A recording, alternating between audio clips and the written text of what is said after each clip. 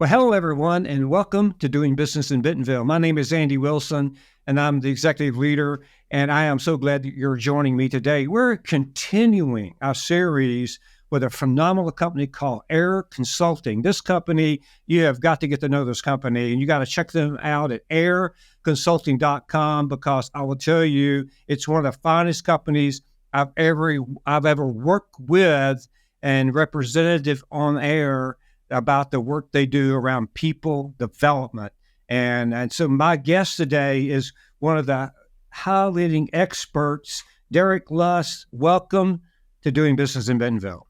Andy, thank you so much for having me. And thank you for mentioning, a few points about AIIR. At AIIR, we're, very concentrated on everything leadership in the talent management space. So we do leadership assessment, leadership development, coaching, succession planning. So we're helping, Fortune 500, Fortune 1000 companies do leadership better, essentially. That is so wonderful. And what Jonathan, your founder, owner, has done with the team that he has surrounded himself with, and actually globally, it's a phenomenal company, and the work and the high level work that you're doing. Now, Derek, you are the president of AIIR Analytics, and you're the head of executive assessment. Talk about your role. Tell us about your role there. Yeah. So as you noted, Andy, I'm president of AIIR Analytics, and we have two different companies. One's AIIR Consulting, one's AIIR Analytics. I'm president of the analytics business, and essentially what we're doing is two main things. The first thing is we're doing scalable assessment, usually in the context of succession planning, but also for leadership development programs. And what we do there is we're able to do assessment and evaluate leaders throughout an entire organization, right? Instead of just, your top C-level executives or your SVPs, EVPs.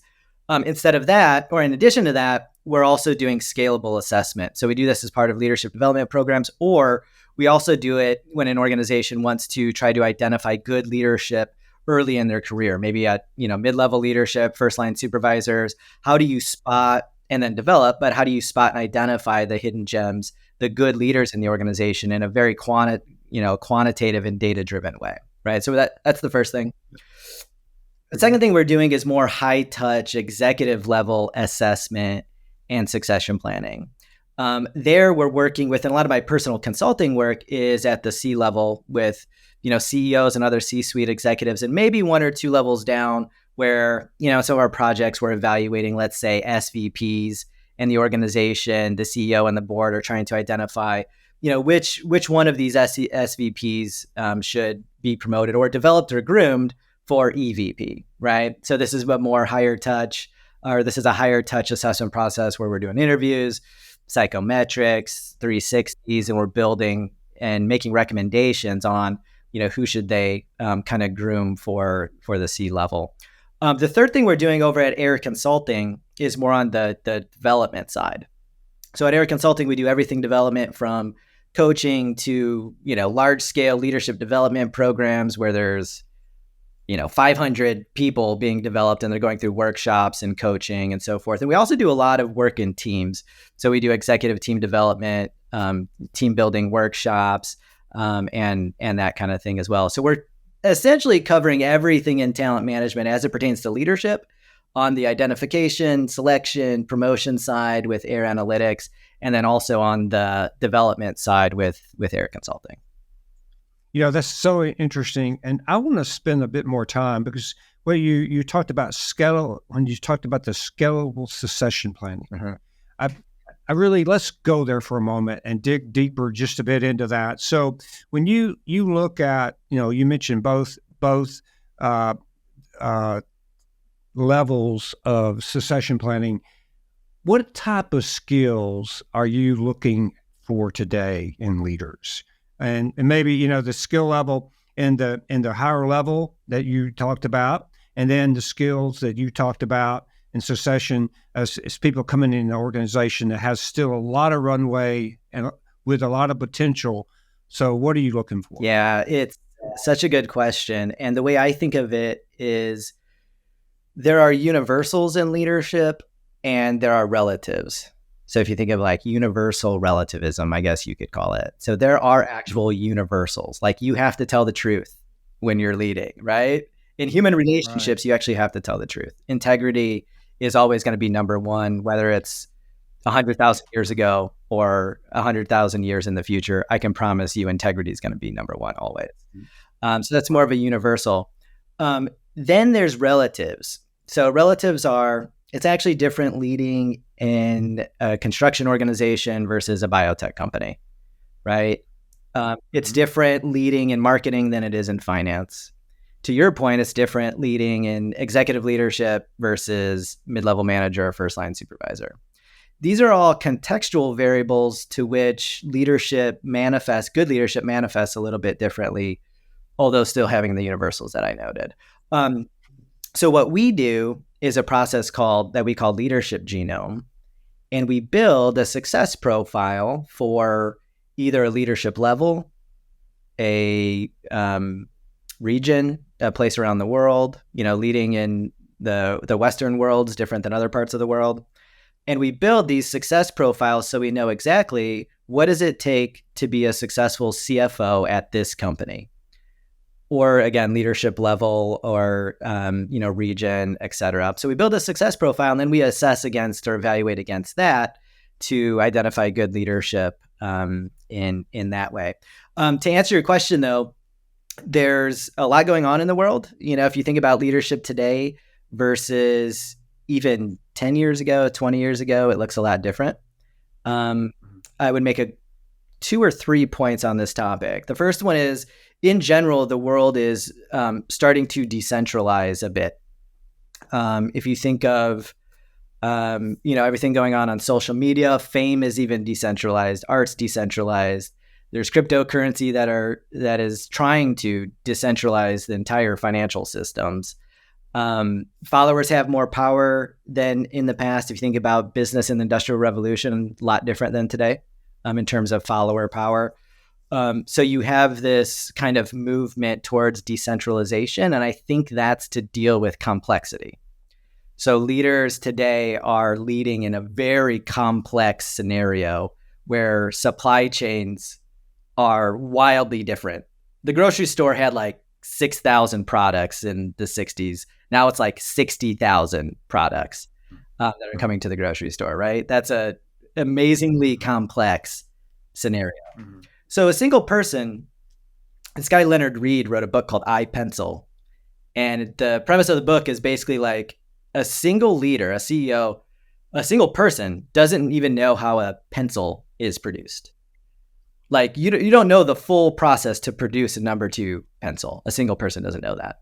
It takes an entire system to be able to produce those. So with decentralization, leading in complexity, my first point is leading in complexity requires an other-oriented style. So these are skills like listening, empathy, diversity, equity, and inclusion. It's a relationship-oriented, you could think of servant leadership would fall into this bucket, but it's a little more relationship-oriented versus the extreme opposite, right, would be like authoritarianism. I could talk about the history of the world and leadership over different time periods, but I can tell you the history of leadership has been not democratic. It's been, dictatorships, authoritarian leadership in the context of farming after the advent of agriculture. So leading into the future, it's other-oriented because of decentralization and complexity. So that's point 1. Point 2 is leaders need to give other people meaning and purpose. Meaning is at an all-time low in society. If you look at meaning in life and purpose surveys, it's not great. As a matter of fact, people ages between 16 and 29, 27% are in a actual existential crisis. So that means that's not like a little bit indifferent. That's like it affects me daily, 27%. So these people are in organizations, 27% of people. If you go to existential indifference, it's 50% of people. So that's half. Half of people are having an existential challenge. Okay. I think that's related to decentralization and some other things too.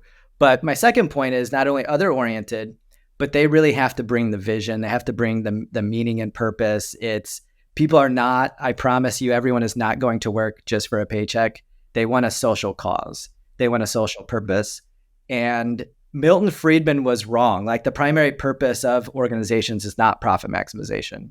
I assure you, it's stakeholder capitalism. It's the environment. It's having a purpose and so forth. So I think I'll stop there. But those two, being other oriented, relationship driven in the context of decentralization, sort of related, is giving people that you lead a sense of purpose, meaning that they're significant, that they matter, that their work matters, that you're linking what they do every single day to the vision and mission of the company is extraordinarily important, especially moving into the future. Mm. Those 3 points are excellent, and I think they're so well. You said them so well. I think people have to really stop here for a moment and rewind and listen carefully to what you just laid out, because what you laid out not only is today, but I think the future. It has so much to do in the future of leaders and how leaders need to lead and behave and have those conversations. So let's go back, because I think let's go even deeper a bit, because this is great groundwork that you just laid. Now let's go to you're in a company and you're doing succession, and you're talking to the CFO, a future CFO of a company, and it's a global company, because again, what you've laid out, it's a global view, in my opinion. Yeah, what you've laid out. So how would you work with the CFO? Not only does AIIR identify this, you also work with these individuals. So talk about how you would then work with this potential future CFO of a global company. Yeah, it's a great question. And I think, if you think of an individual in an organization that's trying to get better, or they're, maybe this person's career has been in finance and they're like, hey, how can I get to the CFO position? There's all of the background and experience components. If it's a public company, maybe they have to spend time in investor relations before the CFO. There's all of the background and experience points, but there's also the leadership style and more the psychology of leadership versus the resume. And to get at the psychology of leadership and really match kind of their style with what they're trying to do and what the organization is trying to do and the strategy and that kind of thing, we like starting with an assessment phase. So we want to understand the organization. We want to understand the role. As I noted, maybe we would have a success profile or what we call leadership genome for CFO at the company. And then we would assess the individual as well and say, hey, these are your leadership strengths. These are your areas of opportunity. These are your beliefs and values in comparison to the company. This is what you're going to care about. This is the type of culture that you're going to bring to the table. And, we would pinpoint, those areas of opportunity that they could work on via maybe it's coaching, maybe it's executive education programs, maybe it's a team development initiative to shore up some of those areas of opportunity. But we like to take a scientific approach that starts with, strategic self-awareness for the individual, so they can say, hey, I've always kind of known that this is my area of opportunity, but this is it more specifically, and what I can actually do, some steps that I can take to get better and sort of begin learning and developing myself toward that role. Okay, so you're describing, the question is, are you describing your leadership framework a bit here? That's what you're describing, right? When you sit down and visit with this person. Yeah, what we would do is we would assess against our leadership framework. So our framework has very specific leadership skills in the framework. And I can tell you a little bit about how we developed it. So first of all, everyone has a POV on leadership. Every leader, every consulting company, even in academia, they're all over the place in terms of what makes a good leadership. There's been what they called great man theories, which a long time ago, it's like this one thing to be a great leader, all the way up to behavior theories and situational models and so forth. But so everyone has a POV on leadership. What we did was take it from kind of an intellectual exercise and concepts to what are the actual skills that leaders need to be successful. So we did a research study and we looked at all of our coaching engagements and said, hey, from a very practical way, what are leaders working on? What are executive leaders working on in organizations to get better? What are their development goals that are very tangible? Like, I need to do stakeholder management better. I need to do influence better. I need to listen more. These are actual skills. Like, listening is a skill. You can practice and get better at listening. So what are they? What is the taxonomy of skills to be an effective leader in organizations? So we did that research study and we identified the skills, and we use that, to your point, we use that framework when we do the assessment on the front end. So we'll say, hey, these are the taxonomy of skills. What are the most important skills to be a CFO in the organization? Then we'll do the assessment. Where does this person fall in those skills? And then how can they improve on those specific skills and practice them and get feedback and practice? I also say deliberate practice is a very, very important point. So in psychology, well, even more broadly, to get better at anything, it's deliberate practice. It's not just practice. If you go outside and throw a baseball and think you're going to get better, you're actually not going to get better.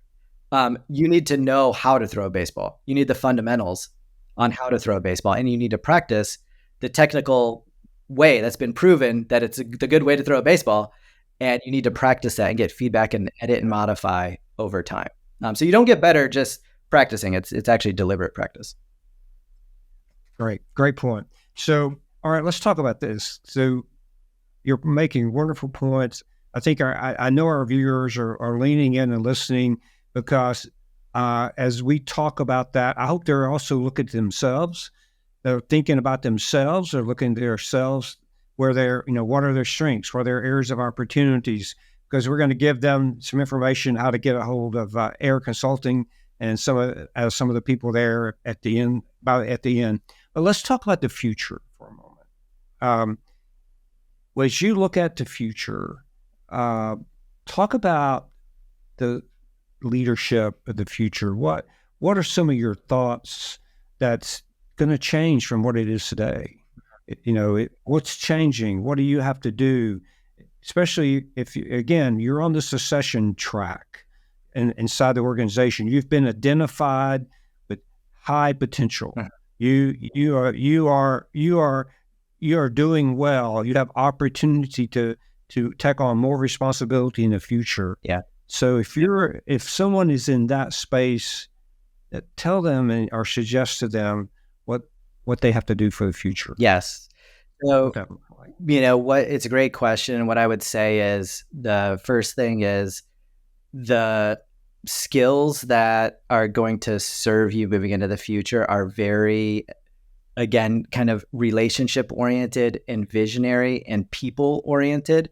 So historically, it's been okay to be an operator, to be an operational leader. Like, you're running a business, you're managing the business, and you're driving performance. In today's world, that's still required, by the way, but you actually have to have the versatility and flexibility to do the other side of the coin, which is more managing engagement, managing belongingness in the organization. Again, the servant leadership style of empathy, being other oriented, take strategy in organizations. How's strategy done? It's not actually done with just the CEO and CFO now.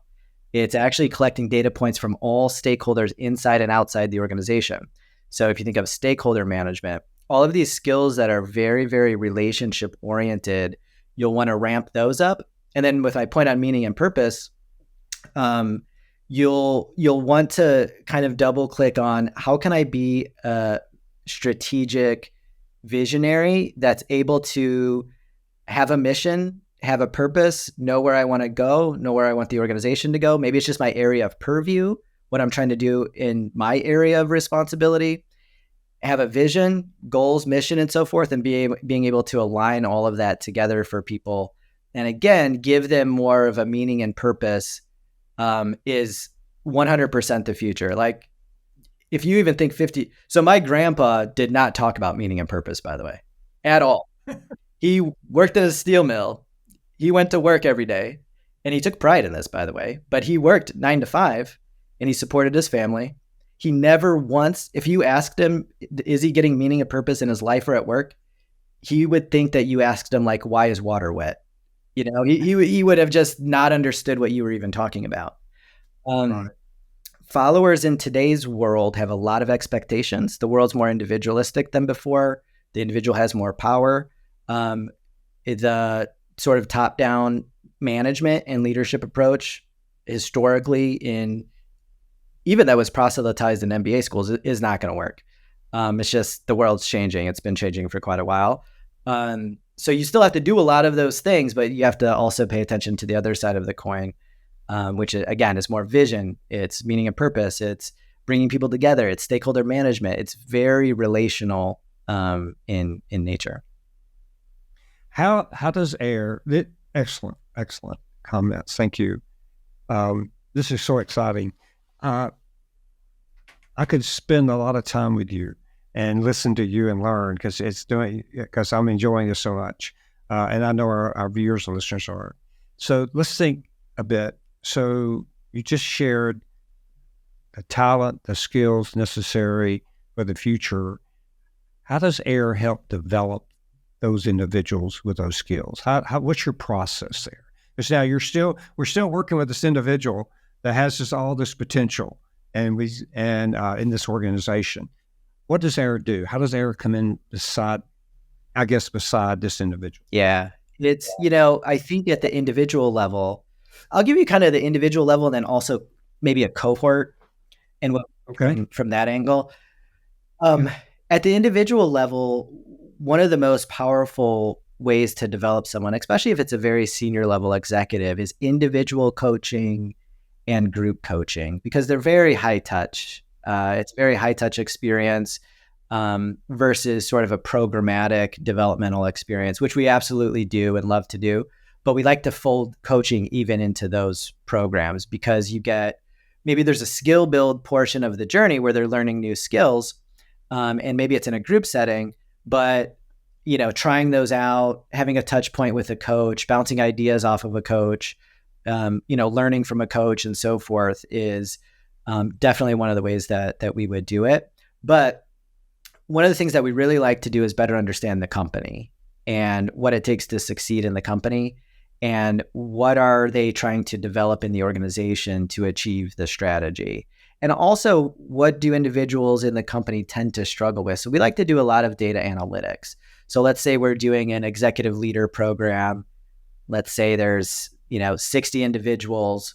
We actually like to do an assessment on the front end, because it's good for the individuals to have self-awareness around what they could work on from a data-driven perspective. But after we evaluate or assess 60 people, we know what are the shared strengths and what are the shared areas of opportunity. So then you can really hone in on, this leadership development program is actually going to target these specific skills that are low in the organization. And then, oh, by the way, these are the skills that we need, to achieve the strategy. So we love data. We're very scientific at AIIR. So we like on the front end to be able to define some criteria, not only define the criteria via, like I noted, our leadership genome process of what does it take to be successful, but then evaluate people, whether it's one person or 60 people, against it and say, hey, this is what, from a data-driven perspective, we don't have the relationship side. We're all very, very hard chargers. So we're very low on listening. We're low on empathy. We get a lot done, but, we're disengaging people. I mean, there's some evidence for that. And then we'll send them through a journey that ramps up, those specific skills. Wonderful. Okay. This has been so good, Derek. Now I want to ask you, we're going to move to another topic. Okay. And because this has been so good. And we just have to talk more later about all this. But now I want to talk about your book. And when I read the title of your book, I got extremely interested because I didn't expect it to be the title when I was reading that you're an author. And so the title of the book is Overcoming Bad Leadership in Organizations. Yeah. Okay. Interesting title. Yeah. Talk about it. And then I wanted you to talk about your book, and then please share with all of our viewers and listeners how they can get a copy of this book. Yeah. Your book. Yeah. Thanks so much for asking the question. One of the fundamental, if not the fundamental problem in organizational affairs is that charismatic people get to the top of organizations regardless of their ability to lead. So in a large bureaucratic organization, who becomes the CEO? Well, I could tell you the person probably doesn't have poor political skills. So if we don't use data, if we use intuition, if we use the current hierarchy that how the organization is set up, who gets to the top? And I think that, well, this is what research shows. It's charismatic extroverts that tend to be authoritarian are the folks that get naturally promoted via just intuition and not using data. So that's the fundamental problem. So if you don't use data, not only are they politicians, but Overcoming Bad Leadership talks about like overconfidence, right? Overconfident individuals getting to the top of organizations. They project confidence, they politic, they're very charismatic, they're talkative, they spend more time doing stakeholder management actually and politicking than spending time with the troops. There's actually a great study on this, by the way, by a guy named Fred Luthens. He followed around 487 managers, and he tracked where they spent their time and how fast they got promoted. And the interesting thing is they fell into two different buckets. Bucket one spent their time with their manager and politicking to those higher in the organization. Bucket two spent time with their teams. Bucket one got promoted a lot faster because they were politicking the whole time, but they weren't that great at leadership. Like they weren't getting results. If you surveyed the team, they didn't enjoy being on the team. They were disengaged. They were moving away from the team and so forth. Bucket number two, they had engaged teams. They were high performing, but the leader themselves didn't get promoted fast because they weren't spending time on those activities. So the idea is to be able to do both of those things. But what we see in organizations is the individuals that get promoted aren't necessarily the ones that are, the best leaders. So the book is essentially about that, overcoming bad leadership. How do you overcome bad leadership? Well, I think it's assessment. I think it's, avoiding having a talent pool that's corroded with charismatic extroverts, essentially. All right, it's great. Well, I can't wait. I'm going to read the book. I promise I will, because it sounds interesting. I think you're extremely talented, extremely interesting individual, and I can see why you have this really high level position at AIIR Consulting. As we wrap up, I hate to even wrap up with you. I don't, but I know I have to. Because I have so many more questions. And I hope our listeners and viewers message me and tell me they want you back on, and I think they will, so we can continue this conversation, or at least I'll have to persuade Johnson to get you back somehow. So anyway, as we wrap, and you think about the leaders, and to our viewers and our listeners today, what would you leave them with? Because you have literally done such an excellent job of laying out leadership today, and how you look at leadership and assess leadership, the talent inside the organization. What would you leave us with today? Yeah, I would say, first of all, for the individual listener that maybe they're in talent management, maybe they're a leader. For the individual leader, I would say one of the most important things is to get feedback from your environment. A person's identity or the story that they tell themselves about themselves is consequential in a lot of ways because it does change effort, but in a lot of ways it's also made up. So it's very, very important to get feedback from the environment via 360, asking for feedback, really understanding, hey, how are you viewed in the organization? Because you might be the most creative visionary on the team, in the company, but if other people don't think it, then it's not reality in the organization, right? 360 feedback or getting feedback from the environment can be hard hitting, but it's the resilience, I guess. It's the courage to get that feedback that is going to make you better. So if you think of famous basketball players or other sports players, think of Kobe Bryant. If you think of, Michael Jordan, they took this very seriously. They actually analyzed their game. If you think about deliberate practice, they analyzed their game and they didn't only pay attention to their strengths. I can tell you that. They said, hey, I'm really, really good at this. I need to keep leveraging this. But, based on this data point, that data point, I need to work on X or Y. And they were pretty maniacal about it. So what I would say is there's identity, there's reputation. In organizations, reputation is vastly consequential. So it would be nice to know something about it. Excellent advice. Excellent. Well, everyone, my guest today, Derek Lusk, president of AIIR Analytics and head of assessment at AIIR Consulting. Thank you. Thank you. Wonderful job, Derek. It's so great to have you. Thanks so much, Andy. You did such a great job. And everyone, thank you so much for listening and tuning in to Doing Business in Bentonville. You can check us out at our website, doingbusinessinbentonville.com. This where all of our podcasts will be held. Plus you can there'll be articles about not only this topic, but we'll ask AIIR Consulting also to put some articles there about what they do. We would definitely have articles about their website, airconsulting.com. Derek, it's been such a pleasure to have you today. I wish you only the best, and I look forward to seeing you personally again at some point very soon. Thank you. I appreciate it. Thanks, Andy. Okay. Thank you, everyone, for tuning in. Have a blessed day. Thank you. Bye.